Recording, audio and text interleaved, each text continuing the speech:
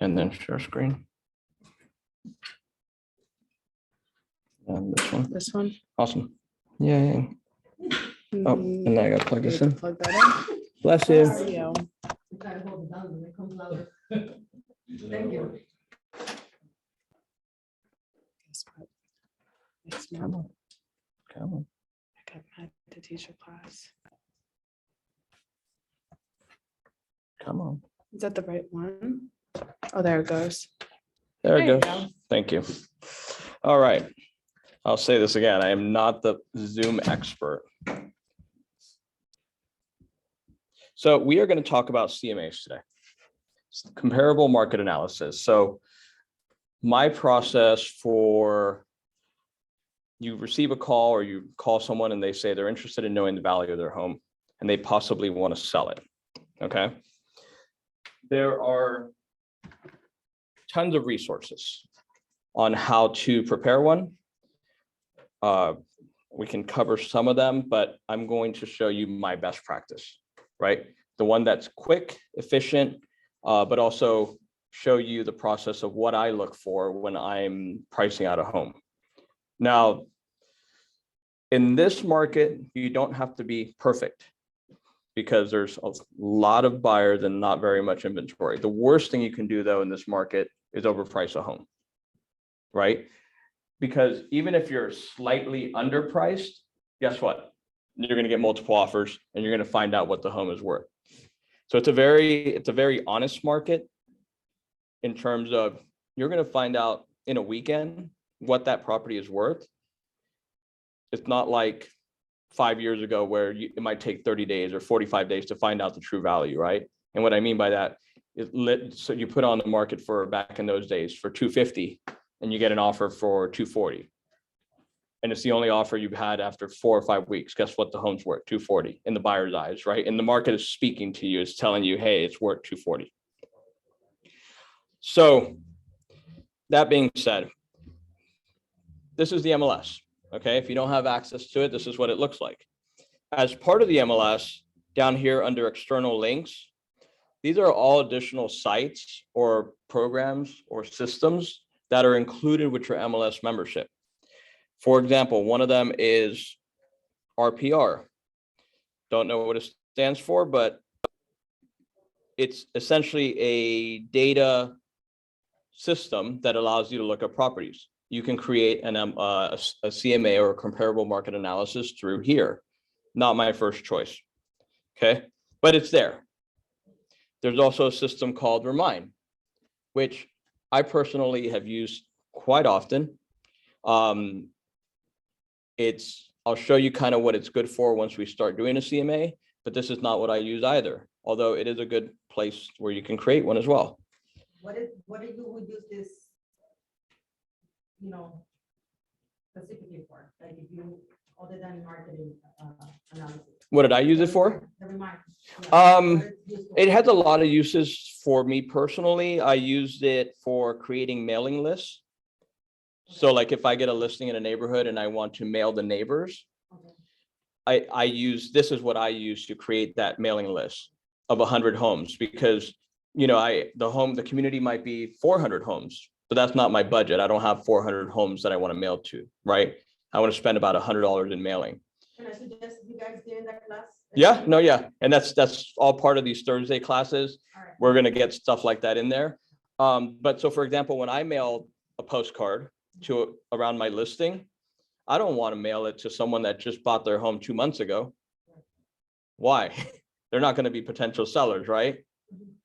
So I would use a system like this because I can draw a map around my listing and I could say, hey, I want homeowners that have owned their home for at least 3 years.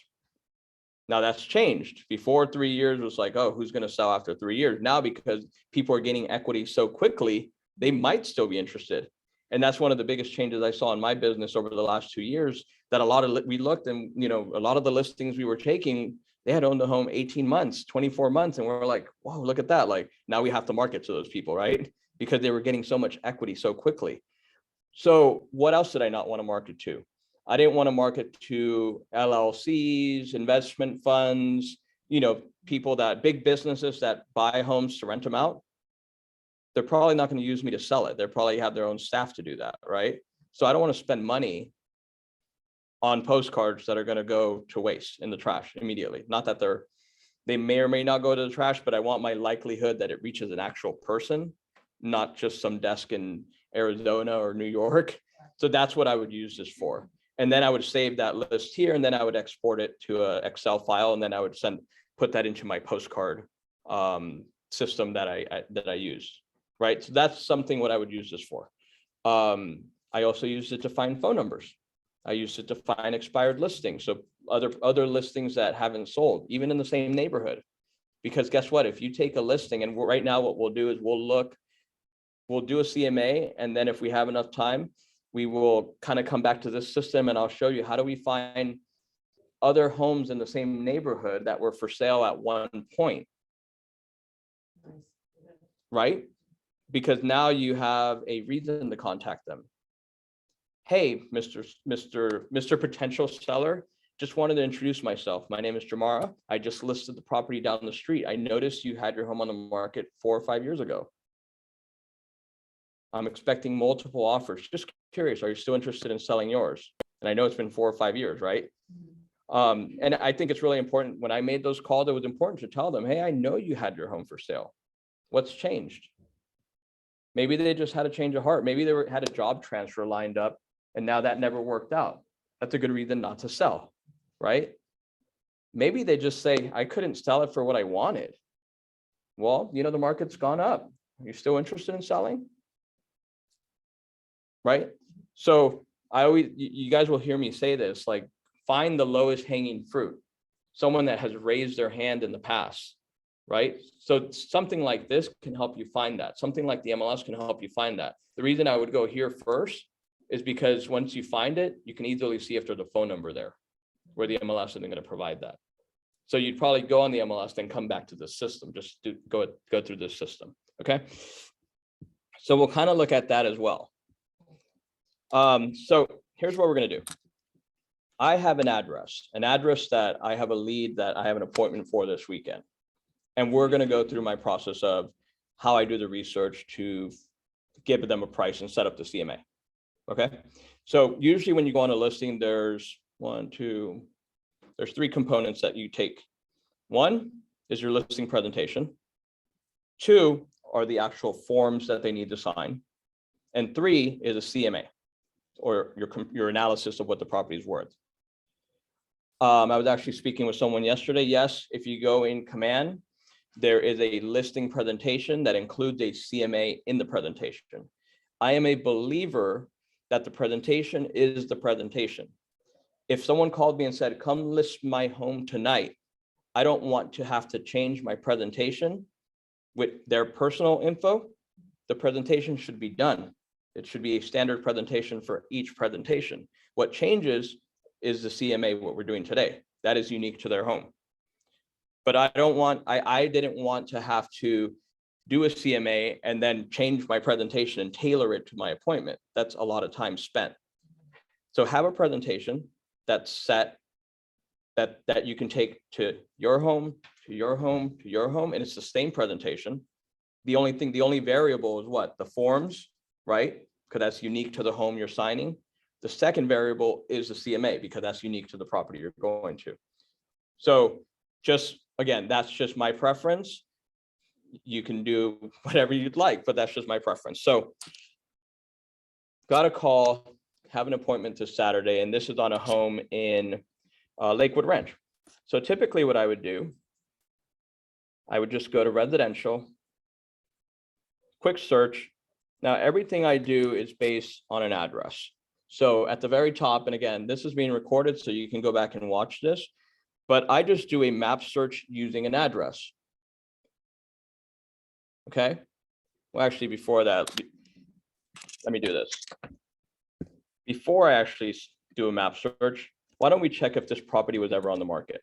So I'm just copying that up there so I can have it up there. So a quick way to do this is you put in the street number 6214 and the street name is Willett. Now, currently I have it set to active. pro tip right here. If you uncheck and there's nothing checked, it will actually search these two fields, 6214 and the street name Willett. And there's two results. Kind of hard to see at the bottom here, but it's going back to the beginning of whatever the history is for the MLS, which I think it goes back to 06. So that tells me that property has been on the market in some way, shape, or form 2 times. Because what don't I know? What am I trying to find out, I guess, when I go back and look at an old listing? Last time it sold? Last time it sold. What else am I, what do I not know about the property yet since I haven't been there? At least 2. Right? Bedroom, bathrooms, what else? What it looks like. I have no idea what the home looks like, right? Because I just got a phone call and I don't know, granted, if the listing is 6 years old, could it have changed? Yes. And one thing we'll talk about in future meetings is, so when someone calls you, what does that phone call sound like? Right? You're not like, hey, I got your information. I'm thinking of selling. That sounds great. I'll be there right now. No, there's questions you want to ask, right?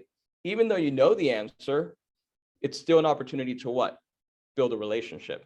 And you build relationships by asking questions. Now we got to ask the right questions, right? Why are you moving? That's a big one, right? Do you have a plan of how you're going to get there? Like when, how soon? Have you done any upgrades to the home, right? So there's a whole process.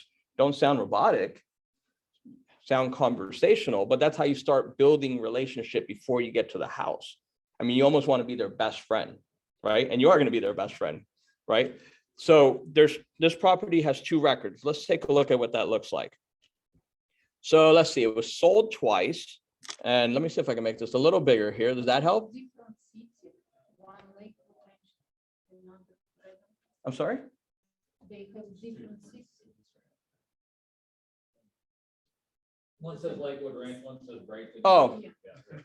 Yeah, no idea. They probably just input wrong. I mean, Lakewood Ranch, Bradenton, they kind of go back and forth. We're in Lakewood Ranch, or our address is Bradenton, but it's the same one. I promise you that.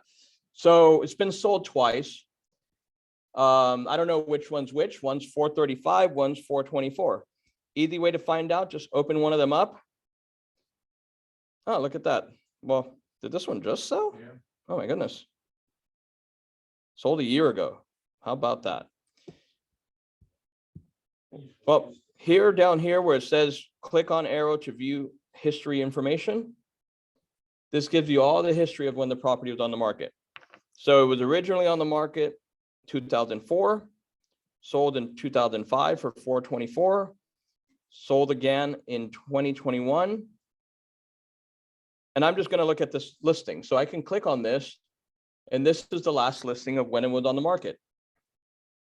Okay. Now, bedroom and bathrooms are great. I'm looking at, I don't know if this is the home I wanted to do, but it's the one we're doing. So it's a pool home, it's on the water, 2-story home. So I'm just getting an idea of what the home looks like. Okay. And I'll show you why we're going to do that right now. So now that I got the property, I'm just going to keep that open right here. Now I want to see what's gone on in the neighborhood. So now is when I'll go back. I'll do a quick search. And now I'm going to search by address. Now there's what you'll notice first, I have it set to active, and down here there's no matches. So there's nothing on the market at the moment. So when we price a home, what type of homes are we looking for to compare against? Something with the same correct description. Same description, similar description. What else? What type of status are we looking for? Are these pending? Sold, correct. Pendings are good when you have to use them. And the reason I say that is because if we, let's see, pending. So there's 4 properties that are currently pending within, let's see, within a quarter mile of that property. Now, if they close next week, guess what? That's going to be a comparable potentially, right? So we can use that potentially as a comparable to compare against. We don't know what it's sold for yet. We won't know that until the property closes. Ideally, an appraiser is going to use properties that have sold in the last 6 months.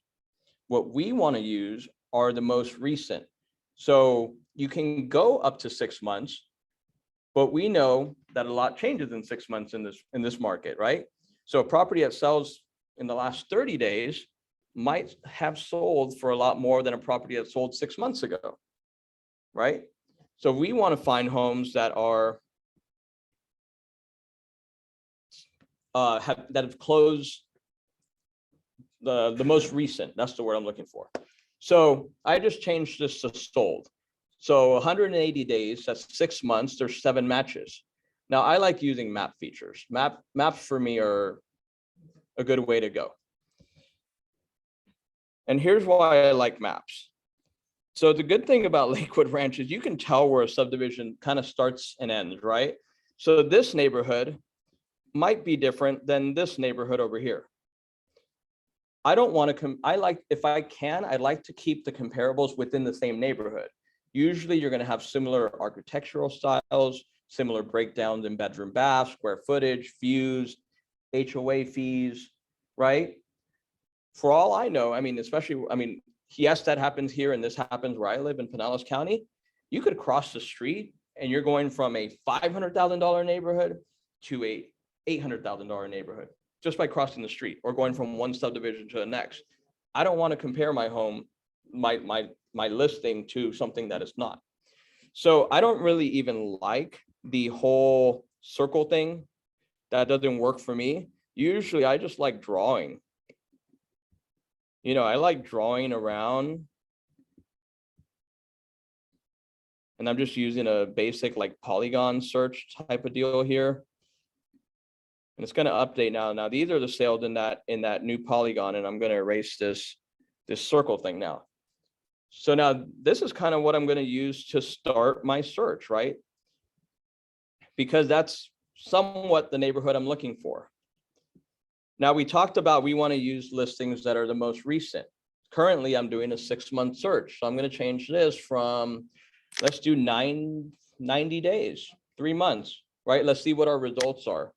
I'm basically taking a big sample size and slowly going to narrow it down to a chunk that I can actually analyze, right? So there were 7 when we started, or so, now we're at 11. Okay. So we're at 11 within 90 days. I'm going to look at the map again. Now this home, just so you know, it's not on here, but it's right here where my cursor is. It's in this area. So there are quite a bit of sales just in that neighborhood, right? Let's see what kind of sales we're looking at. I happen to like sorting by square footage. It just makes it easier. Now, the home we were looking at, let's see, it's a 4-bed, 2.5 bath, has a private pool. And the biggest thing I can take away from this, apart from that it has a pool, it's 2,300 square feet. So let's go back to see what we have in terms of square footage. So if I have a 2,300 square foot home, is a 1,300 square foot home going to be a great comparable? It's almost double the size. So these are homes that I'm going to just get rid of. So I'm saving myself time, just eliminating based on square footage, right? So 1,200 is not working, 1,700 is not working. Let's go on the other extreme. 2,800 square feet, probably not working. That's why that one's worth 1.2. 2,600, I mean, it could work, but I have enough of a sample size here, 2,300 square feet, usually 10 to 15% bigger, 10 to 15% under. So 2,300 would put us at what, you know, 2,100 up to, you know, maybe 2,500. Those are the homes I want to look at.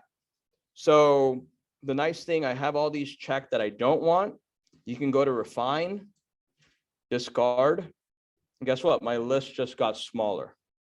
So now I'm breaking, again, I'm taking a huge sample size and I'm breaking it down slowly, slowly, slowly. Now, what you'll notice is 2 of these have pools, 2 of them do not have pools. Okay. Can you use a home without a pool as a comparable? Yes, no? So, yes. So if you have to, yes, you can. Now I found this online and I was trying to find something better, but this is from an appraiser, a property appraiser online. Okay. There's no that, to my knowledge, there's no special formula. I've been told, hey, a pool adds 10% of the value, which does it on a $500,000 home. Is the pool worth 50 grand? That's actually spot on. That's probably what you're going to pay nowadays. If you ask me, it adds more than 10%. I don't want to deal with the construction, right? It's all subjective. This appraiser says, hey, an open pool in a $500,000 home, that adds 30,000 in value. Does it not? I don't know. The point is, yeah, you can use it. You can use a home without a pool if you need to. It's just having a conversation with the seller. Mr. Seller, yeah, go ahead. You're saying 10% is accurate, because I'm thinking like if your home's like 350, you're gonna say 35,000. If it's like 550, you're gonna say 55,000. I mean, Would it be that like the same size pool? yeah, that's what I've heard in the past, what appraisers say, or what I was taught. Do I believe it? No, I really don't, because you're right. It's more than likely the same pool, the same cost. So it doesn't add 10%. You know, it's a good place to start, but it doesn't mean that's what it is. Another thing, for example, 2-car garage versus 3-car garage. Does it add 8, 12, 15,000? Yeah, that's about right. And that, again, it's subjective to the property, right? These are all just estimates. Again, we're not appraisers. You don't have to go in and become like, I know all these values. We're just trying to put an estimate on a home to get it as close as we can to market value. At the end of the day, who initially sets the value for your listing? The seller. Seller. That's right. What I like to tell them, I never give them a number. I give them a range. Your home may be worth between this and that. Now, if you start lower, this market's a very honest market, and if it's worth more, guess what? We're gonna get multiple offers. If you want to be really aggressive, guess what? You're lucky. There's low inventory, so that's your conversation. If they want to go a little bit lower, great. The market's going to tell us what it's worth. If it's worth more, you're going to get multiple offers. If they want to go on the top end of that range, great. Guess what? The market's going to be honest. It's going to tell us if it's really worth that. Now, if they want to go, into a different ballpark altogether, 50% over, then that's a conversation you have to have. But if they're within the range, either answer is right. But at the end of the day, I don't even set the price. The seller does. Like I tell them, you're driving the boat or you're driving the bus here. I'm just here to help you, right? Here's, based on my analysis, here's what I believe it's worth. We can be as aggressive as you want to be, or as maybe unaggressive and just let the market do what the market does. But either way, they set the price initially. Now, really, who sets the price on the buy end? The buyer, the market. Now, that doesn't mean that it's going to appraise. That's a whole different conversation. But a property is only worth what a buyer is willing to pay for it. So if a seller says, hey, even this home that we're looking at, my home is worth 800,000. And for all we know, we might look and it might be worth 600, right? I mean, secretly, I'm asking, would you buy it for 800,000? Because that's essentially what they're telling you, right? No one else is going to buy it at 800,000. But so there's stuff like this on the internet that can help you. Corian versus Formica, full bathroom versus half bathroom, wood fence, no fence, covered patio. Again, these are all things you can add to your arsenal. The nice thing about homes in this area, especially like in a subdivision in Lakewood Ranch, a lot of them are going to be pretty similar to begin with. So it kind of makes your job a little bit easier. Now, if you go to a more established neighborhood, a little bit older, then that might change, right? So it's good to know this information. So let's get back to creating that CMA. So we've already seen what our listing looks like. What I like to do is essentially, I just look at other properties and I try to figure out, are they comparable in condition? You're never going to have, well, I'll change that. You might have two of the same homes, right? Especially if they're newer builds. The finishes might be similar. What I don't like doing, and I'll say this now, I don't like just saying, hey, the price per square foot is this, so you have this much square footage, so this is what you're worth. That might work in some situations, but what does an average price per square foot tell you? It tells you the average home goes for this. It doesn't factor in upgrades. So if your home is bigger, then it's not an average home.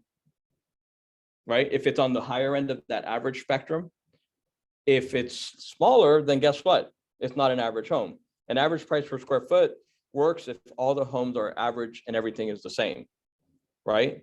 So I don't like using an average price per square foot as a benchmark, maybe, but as a pricing tool, no. That being said, so here we go. So we looked at that one. Important to note here, this one's only 2,100 square feet. Ours was how big? 23. So I like just rounding up. So this one's 2,400. This one's 2,100. So we have a 300 square foot difference. A little bit big, but right now we'll keep it around. Important to note, it had the pool though. Also important to note, all these homes sold, 3 of them sold within a week, 1 of them sold within 3 weeks. So very fluid market, right?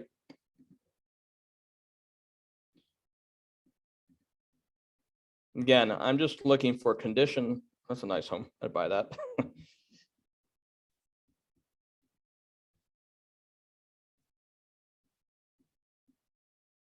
So this one has a little bit, doesn't have wood flooring, stuff of that nature.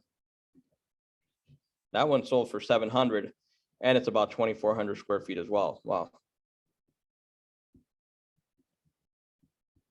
And here's the last one, 2-story home. It's kind of, The 2-story, I mean, the fact that the others aren't, that factor in your thinking at all? yeah, a little bit. You know, 2-story home, some people don't want them. Some people want them. You know, I think 1-story or anything on one level is a forever home. It could be, right? Because as you get older, you don't have to go up and down stairs. So I like to believe there's a bigger market for that. When you get 2-story home, you're kind of limited, you know, you're not going to get someone that's 85 years old moving into it, more than likely, unless they had the downstairs master. This one actually looks a little dated. Wow. Just got a quick question. Yes, yeah. Sometimes you'll see a home that's block and then a similar home in the neighborhood that's wood frame. Would you give more value to a block? I do, yeah. How much? That's a great question. I'll look at the comparables. But I mean, I've seen through and through that a wood home is going to be a little bit less than a block home, like resale wise. Yeah. I would Yeah, think because a block home and would- what I would do in that case, like I know all these are probably block. I mean, they're all new. Yeah. What I would do in that case, I would change my MLS search to try and find wood frame homes. And it works a little bit backwards. So for example, if I have a block home and I have wood frame comparables, I kind of keep those, but I tell them we should be worth a little more because we're block. But if I have a wood frame, I kind of just try to find the wood frames. You know, so it's a little backwards the way I work with that. Like in one case, I'll use them, in one case, I wouldn't. So this is the subject property again. It kind of looks like the last home we looked at. Except it's a little bit more updated. So. All right, so based on that, so far, where are we at in terms of, should we use all 3 or all 4? Should we use only 3 of them? What do you guys think? Remember, our subject property is right in this area. Which 3 would you use? The one surrounding These the- 3? Which one's the subject property? Subject property is actually right where the cursor is. Yeah, I'd use those 3. Yeah. So this is why I like having the map search and going back and forth. One thing I'll notice, and this is not planned, but this is 586, 580, 581, What's the one over there? That's expensive. 700. Okay, so that's- Neighborhood might be a little different, right? Now, I'm not familiar with this neighborhood, but some of you guys are familiar with some neighborhood, and you might have told, you know, you might have said, hey, that's Greenbrook. That the street right here is Greenbrook. You might have said, hey, Lewis, I know that neighborhood. Everything east of Greenbrook, a little newer, a little nicer, a little wider, bigger lots, whatever. That's not a comparable. I don't know the neighborhood. But just by standing here for 10 minutes, I can kind of already say that might be a little bit different of a neighborhood. I'm not going to use that, right? So you can go 2 ways here. You can get rid of it. That's not the one, is it? This is the one. All right, now we're ready to build our CMA. So the nice thing about this is I'm working in the MLS. You're familiar with the MLS. You use the MLS every time you have a buyer. Now you're using it for a seller. It's a system you know, you don't have to go reinvent the wheel and learn it. From here, I'm going to go back and click actions here at the bottom, and I'm going to go down here, and I'm not going to use quick CMA. I'm going to use cloud CMA. So you guys see that little bar right there, cloud CMA? Again, this is a service provided through the MLS already. You don't have to, they do have add-ons. You don't need the add-ons. This is free. So I'm going to click this, and what it's going to do, and hopefully it signs me in. It might not. I might have to sign in again because it's been a little while, but let's see what happens. All right. Create this. What does that say up top? That's nothing. We'll get that out of the way. So it says create CMA. So my client's name is Jamar Gracia. Did I get that right? With an S or no S? No S. Okay, no S. No private notes. That's the address. I think, What would you put in there for private notes? maybe for yourself. Okay. I don't remember what it was, but I think it was a 4.2.5, 2,300 square feet. This populates. It's a residential home, subtype. Usually don't put anything, but if you really want to be an overachiever, put in single family residence. If you have a picture, this is a good place to put a picture because it's going to show up on your CMA, personalized, right? What I would do, I would take the last picture off the MLS, like the front picture. So I'm gonna save a little time. I'm not going to do it here, but you could do that. Excuse me, did the bedroom and bathroom self-populate? Yes, they did. Changes. Yep, they self-populated. That's interesting, because they self-populated for me at 3 and 2. I got 3 and 2 as well. But I could have sworn it was a 4.2. This is, yeah, I don't know why. Now that's what next thing that brings up is like, well, maybe it's not a 3 or 4 bedroom. Maybe it's a 3 bedroom with a den that they converted, right? And I don't know, and you're gonna have to forgive me on this. This is what, Manatee County? I don't know if Manatee County, their property appraiser gives you bedroom count. In Pinellas County, where I sold, the property appraiser did not give you bedroom count. They only gave you bathroom count. So it sometimes became a guessing game to how many bedrooms do you have, right? I don't know if Manatee does or doesn't, but that would be a good, if we had more time, I'd say, let's check the Manatee records and see what they show. Is it a 3 or? The Manatee tax records do show that. They do. So what it could have been, it might be a 3 bedroom, and that's what it had on record. But they might have converted one of those, a den or a study into a bedroom. Now, is it really a bedroom? We don't know until we get there. Well, if you're doing a listing, let's say, it's a den, but they're wanting to count as a bedroom, but then have a closet, then have a window. You don't list it as a 4 bedroom, that's the real. I wouldn't. Okay. That would be an argument. Some people do. So it doesn't have a window, you said? Well, most for code, it needs a window and a closet and a door. Yeah, I mean, I personally wouldn't. What I would do down here, in the description, I would write, beautiful 3 bedroom home with a potential 4 bedroom use. Okay. I want to be as accurate as possible. Now, at the same time, do people do it? They do. And it all depends what the setup is when you get there, right? You're not obligated to follow any kind of code, No, not It necessarily. really says that if you want my list, you're gonna list it as a 4 bedroom. Right. List it as a 4 bedroom. Yeah. I usually don't fill in the advanced info, but it's there, but I don't, just so you know. Okay. The cool thing is the 3 properties we selected are already here under which MLS we're going to use. The quick and dirty, which basically the system pulled its own comparables. Don't do that. Because it's just going to pull that $800,000 home from the next street over, because it's going to say, oh, it's within a block, must be a comparable. We know it's not. So don't do that, right? I don't care if it says get at least 10 listings. We don't need 10 listings. CMA, 3 listings, you're gold. I mean, if you have 3 properties in the last 90 days within a couple hundred square feet, you're good to go. And that's, you just use sold properties. You didn't look at any actives to see. These are just sold. Yeah. Now that's a great question. Currently competing against what's on the market. Well, there isn't any active. No way. No active. Let's see. Because I usually like to see what you've got. No, that's 100% spot on, and that's a great thing. Here's one that's active or pending in the same kind of like neighborhood, 475. What can you tell right off the bat about that one? 3 bed. Yeah. Also, let's see the square footage. It's 1,700 square feet. Is that gonna work? Nope. But you do that. Now, this is a million, not gonna work, a million, not gonna work, a million one, a million. So not, you know what this tells me? If someone's looking for a 3 or 4 bedroom with about 2,300 square feet, there's no competition right now. Now, what I will tell you as another kind of like best practice, what you would do right now, you've already did the search. Save your search.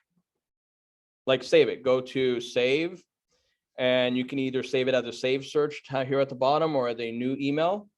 Why? Why do you want to save the search? You will track it. You got it. So you're going to take this listing, right? We don't go on listing appointments to not take listings. Mentality, mindset. You're the best thing for these people. You're going to take the listing. As part of servicing that listing, you're going to have communication consistently after you take the listing while the property is on the market with your sellers. Hopefully it sells in one day, and your communication goes from telling them what's going on in the market to holding their hand through the transaction and making it as smooth as possible. In the off chance that the property sits on the market, if a new home comes on the market, you're going to want to know about it because you need to tell them that's a competition property, right? Like Kevin just said, that's the competition. If a property is pending and it goes sold, like let's say one of these properties, let's say this one up here, that's almost across the street, was not a 1,700 square foot home, but it was a 2,300 square foot home. And let's say the price was a little better. We want to know what that sold for, right? That your listing, you might take the listing today, but it might not be on the market for 2 weeks. They might have 3 kids, a crazy sports schedule. They need, 3 dogs. They need to clean the home. They need to pick up the toys. They need to do all this stuff before you can even get the photographer out there, right?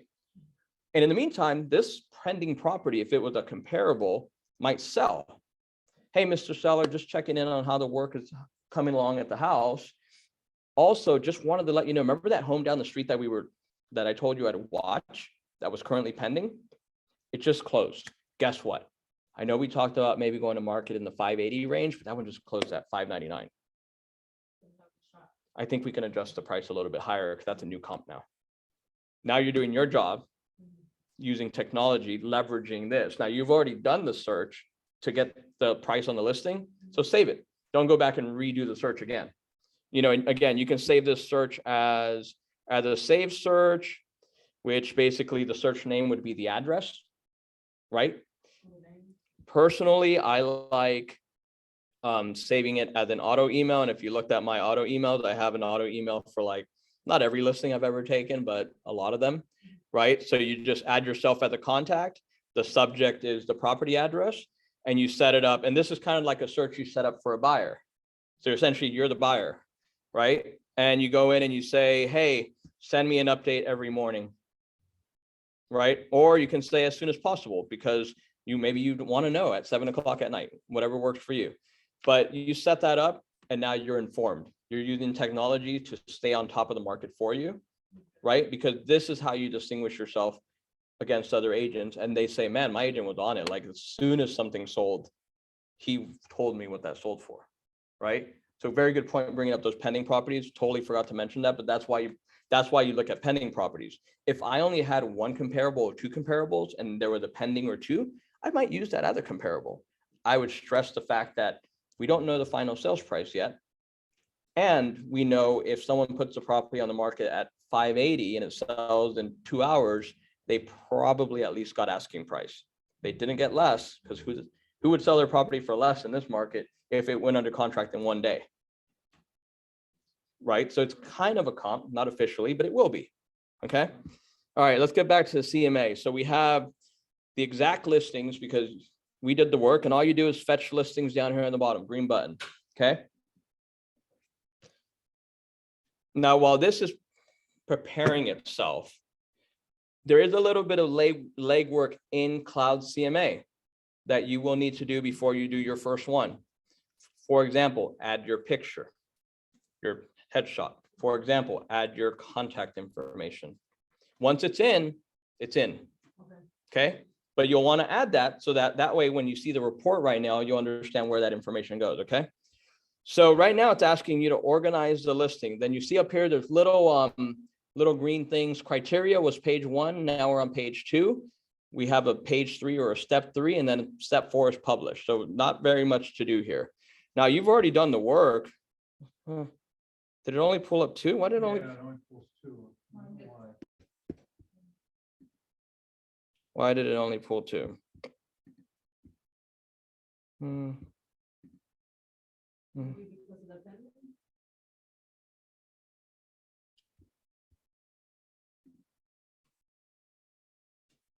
That's strange. We're not going to get held up by that. It only pulled up 2. It usually pulled them up. I've never seen it do that.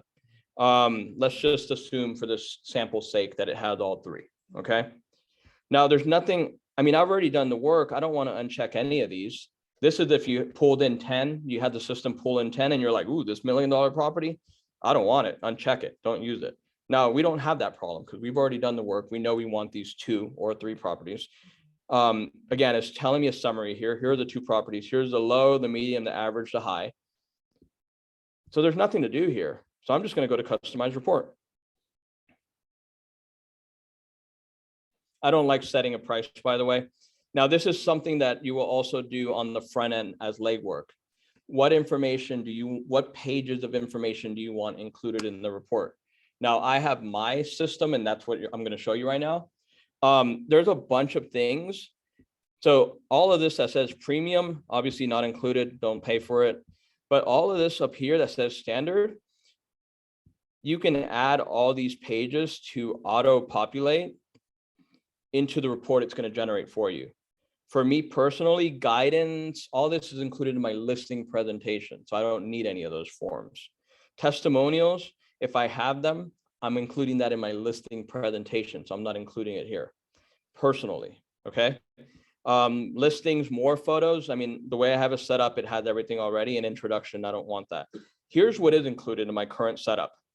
I picked the colors, I picked the layout, I picked the template. That's all, you know, fine. Title page, cover letter, agent resume, our company, and this has changed because I don't use a lot of this stuff. Okay, that's weird that it changed it on me. So guess what? I don't want a, let's see.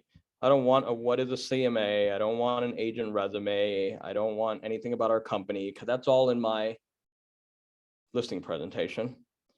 You know, I don't know why this changed on me. Closing chapter, don't really want that. Marketing action plan, I don't really want that. There's a lot of stuff I'm going to pull out. But let's just go ahead and hit publish for now. Now, again, I know I've been up here for 45 minutes. Realistically, maybe took me 10, 15 minutes looking up the properties. From the time I hit Cloud CMA to hit publish, you're probably looking at 2 or 3 minutes, right? Because you already picked the right homes. You're just filling out the information. Your CMA is done. Let's see what that looks like. So we have the option for a PDF view, which is what I do when I go on a listing appointment.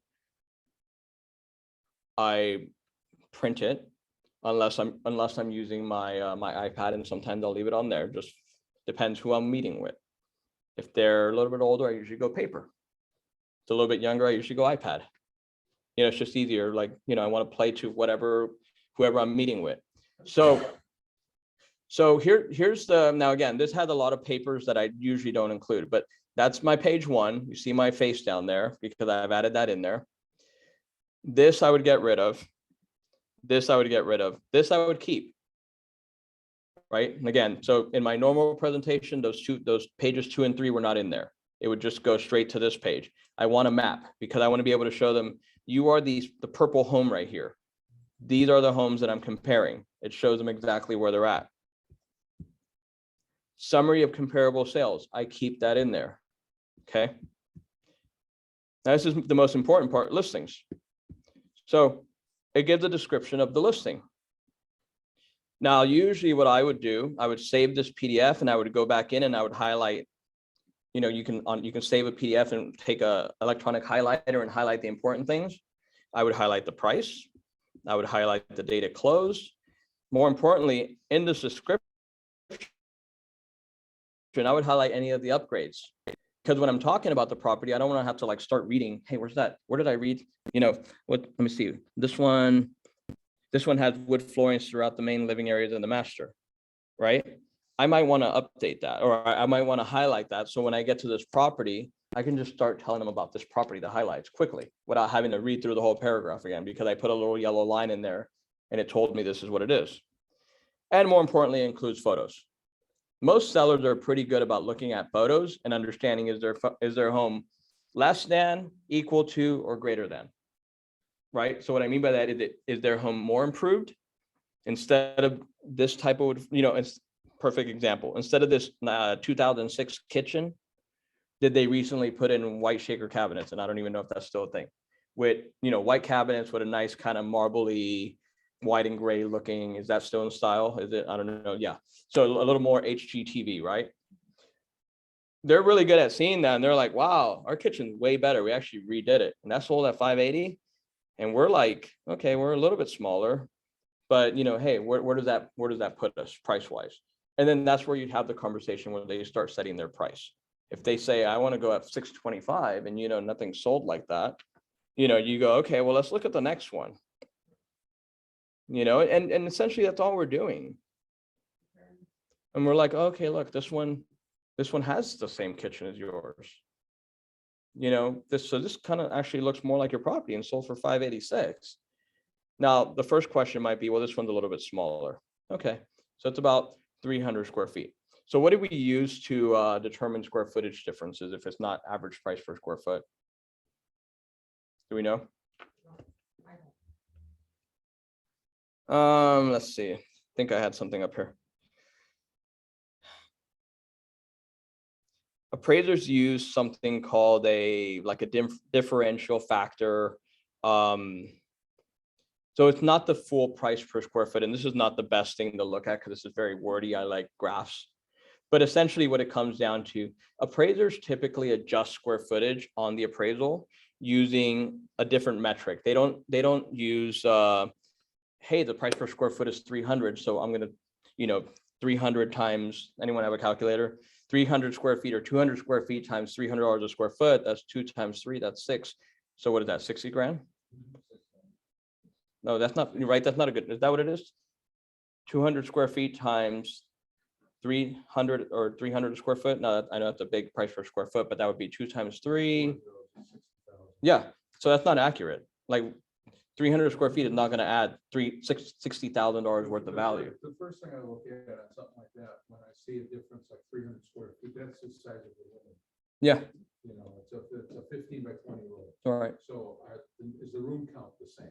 Room count, all things being equal, because you can't fit 3 bedrooms or 4 bedrooms into a 2,100 square foot house and a 2,300 square foot house. Yes, they're going to be smaller, but you can fit the same. They use a factor that's usually around anywhere from $50 to $60 a square foot.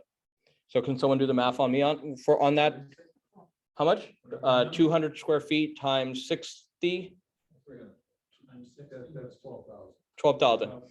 Okay, so if this home sold for, if this home sold for 586, can that one sell for, what's 12,000? 598. Yes. Can it? Yeah. Same home, same property. Let's just, and I don't know if it has a pool or not, but that's for the sake of this argument because we're pushing up on time. Let's say they're both pool homes. They both look similar. The only difference is the square footage. Can this home potentially sell for 599 all day? Because it has 200 square feet more and you're using a realistic measurement of what that square footage represents, right? It's not 300 or whatever the price per square foot is, which might be on here, might not.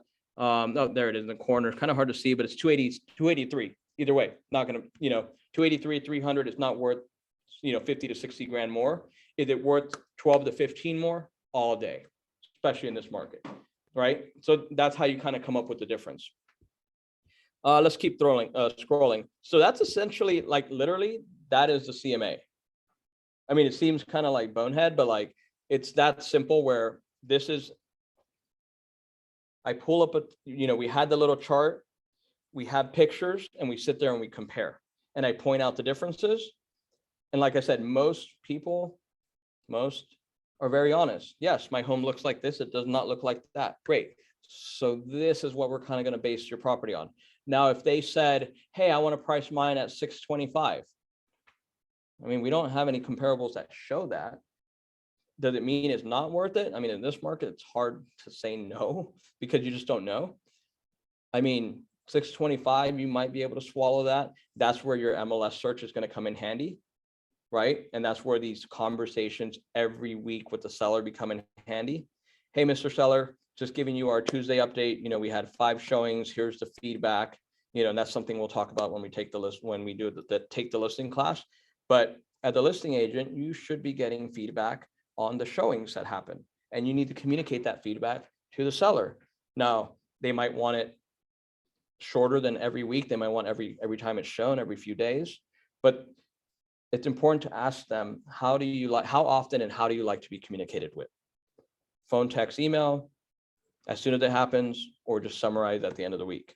At a certain point, hey, Mr. Seller, we're not getting any more showings, or everyone keeps saying it's overpriced. I think we need to bring the price down to where we think we should be, which is $599. Now, again, we're not really having that conversation a lot in this market because everything is selling.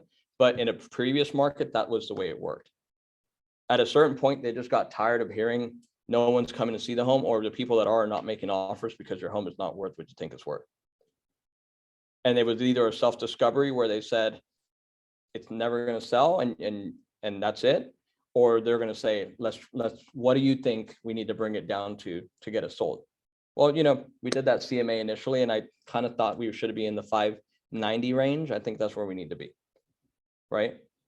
One thing that won't happen is if it doesn't sell, it's not going to be for a lack of trying or a lack of communication, which surprisingly enough, if you talk to enough sellers that did not sell, the number one thing they said is they never heard from their agent. Guy put a sign in the yard, signed the listing, never heard from him. Don't want to be that person, right? I'm gonna see what else is in here just for fun's sake. So, you know, that probably wouldn't use. I like this one. This one's a fun one. It tells you what the average, it kind of summarizes the average square footage here, the price per square foot, what the days on the market is, what, you know, percent to list price. Isn't that funny that every home, I'm sure if we would have had the third home here, they all sold for over 100% of asking price. Like, only in this market do you get a number that averages 108%. So this is something I typically include. Comes more in handy, you know, in a different market when it says 95%. So it's like, look, here's where we're going to market at. Here's what the average homes are selling for. Again, you're not telling them that that's what they're going to sell for, but at least that's in their mind already, that, hey, that's the average. I don't include this. I don't include this. This is in my listing presentation or something similar to that. That's the same page. You know, so all this stuff, again, this is not in my normal listing CMA. Some of it is in my listing presentation. I don't know why it changed my thing. I mean, so it's literally the cover page, a summary, the price per square foot, and then the actual listings with photos. And what you have to do is go in and, even if it's printed with a highlighter, print the upgrades or highlight the upgrades. So when you get to that property, here's what this one has. This one has a brand new roof, a brand new AC. What does yours have? Oh, we have the same. Perfect. So we're comparing, right? If it's older, guess what? If they have a roof that's 20 years old and this one has a new roof, great. Well, we might have to account for that in our pricing. Does that mean that that a cash buyer is not going to come along and say, I'll buy it with the roof that's about to cave in? Doesn't mean that. It just means you have to have the conversation of potentially making that adjustment up front. Luckily for the seller in this case, there's no competition. There's no active properties in that neighborhood. Now, going back to competition, you can take that search and expand it a little bit. The problem with that is that we already saw to the right, there's $1 million homes. To the left, there's $1 million homes. So if someone that's looking at a $600,000 home, they're probably not looking for $1 million home. They're not in the market for that. So luckily for the seller, there isn't a lot of competition in that immediate area, but you can pull that. It's good to take, you know, and you might have to go a mile out. I don't know. And then, yes, so you're going to find competition at some point, but maybe they don't want, you know, people don't want to be in that neighborhood. They want to be in this neighborhood. That is the whole CMA right there. one cool thing that you can do is it provides you a link. And I'm just going to open the link real quick. So you can actually take this CMA and you could email the link. You can take it on your iPad. And this is what the link looks like on the CMA. Now, some of this stuff would be taken out because I don't have some of the stuff set up, but right now it's syncing. I do. I mean, I wouldn't use this, but it is an option. But you can take this, or you can take your computer and you can show it to them like this. This shows you their list, their property. This shows you the ones you picked, and it shows you the differences highlighted in green or red. So that was created in the same one-click process that we did, right? So you have two options on how you want to present this. How did you do that? I'll show you. That was right here. So we have a copy live link button. Oh, okay. Yeah. And you can also copy the PDF link. But that's essentially what that is. Again, so there's some things that are cool about it. There's some things that I don't like. I wish you could pick which boxes I wanted to show and which ones I don't want to show, which I don't think you can, which is why I usually don't send it out. Like, I don't like sending the commission distribution breakdown. That's a conversation I want to have with them, right? I don't like, I mean, and to be honest, I don't even like sending my CMA without sitting with them at the table. I want to have FaceTime with them, right? Now, if they're in Canada, could happen, especially in this area, that's different, right? And even then, I would probably send them a copy of the PDF and say, let's set a time to review it together. Again, I just like the PDF version. It controls what's there, what's not there. Any questions so far? And I say so far because we're at the end. So any questions? So once you have your list and agreement, you recommend that then you start sending automatic emails with the houses that are. I don't send it to them. I send it to me. Oh, okay. Then I communicate by phone, Oh, because I want, every time you talk to someone, a client, you're you're furthering a relationship. okay. And that relationship is gold, right? So you want the process, once you help them sell their home, they're going to talk to other people that potentially want to sell their home. And the first thing, hopefully, that they're going to say is, Jamara is great. Not only did she sell my home quickly and for the most money with the least amount of hassle, she was always in communication with me. I never had a question what was going on because she consistently and clearly communicated the process to me from the very beginning through the very end. She always kept me informed of what the market was doing. She always kept me informed once we went under contract, where we were and what the next steps were.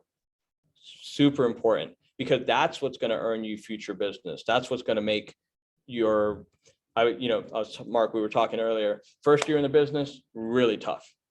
Got a lot of work. Put that in your mind. I'm going to work. Second year, guess what? Should get a little bit easier. Still got to work. Gets a little bit easier. Make it to your third year, referrals start coming in if they haven't already. You're still working hard, but you're going to get more fruit from that labor. You're going to get dividends. You're going to get deals that you weren't even working for that show up on your lap.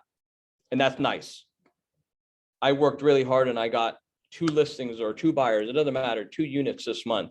And then someone out of the blues just called me and said they wanted to sell their listing, their home. Did that happen out of the blue? No. It happened because you put in the work in year 1 and 2, right? And so just get your mindset to, you're going to be working.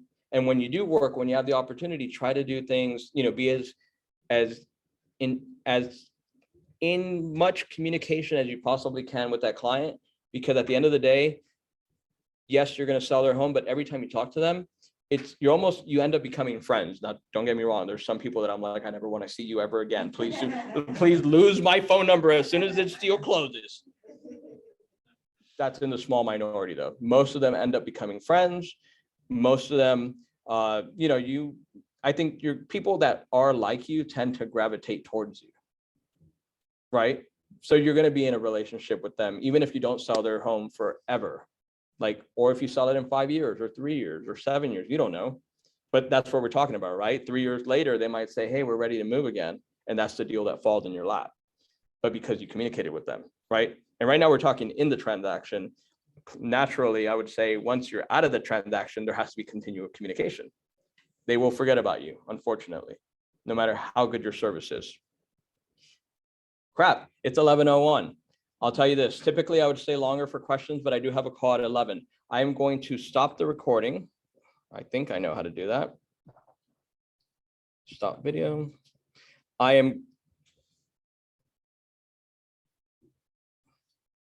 Let's hope that was recording.